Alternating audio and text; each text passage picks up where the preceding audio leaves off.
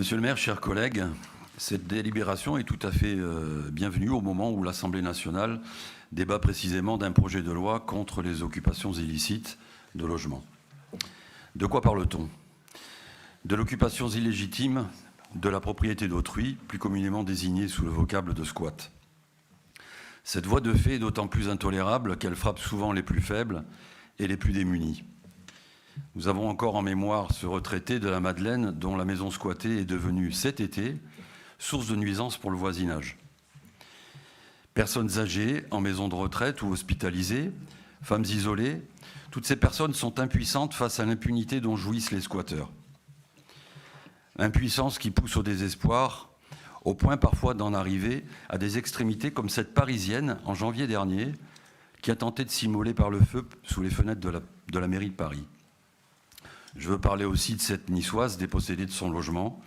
Les occupants sans titre sont entrés et ont changé les serrures. Elle a fini par en faire autant, quitte à se mettre hors la loi, pour récupérer l'usage de son bien. Comme on le voit, ces situations peuvent pousser les propriétaires aux abois à se faire souvent justice eux-mêmes. Mais franchement, qui pourrait leur donner tort? Vers quoi allons-nous? Un nivellement des sanctions entre le squatteur hors la loi et le propriétaire qui a décidé de se substituer à la décision judiciaire, bien souvent aléatoire et toujours trop lente. Un effort substantiel mais insuffisant, puisque vous le reconnaissez vous-même, en la matière, les pouvoirs du maire sont en réalité réduits à la portion congrue. En matière de squat, c'est comme dans bien d'autres domaines, de courage dont le législateur doit faire preuve en matière de squat. Le squatteur est un occupant illégitime, dépourvu de tout droit. Il faut lui réserver le sort dont ses agissements sont la cause, sans autre forme de procès, et sans jeu de mots, le déloger.